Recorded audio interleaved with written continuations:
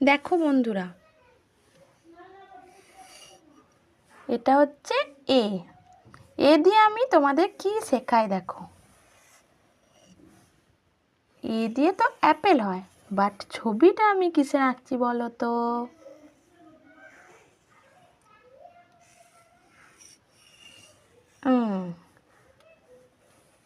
আপনারা সুন্দর করে বাচ্চাদের সুন্দর করে শিখিয়ে দেবেন।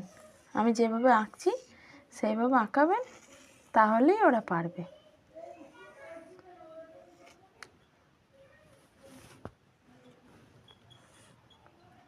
খুব সহজ পদ্ধতি, অথচ খুব সুন্দর দেখতে হয়।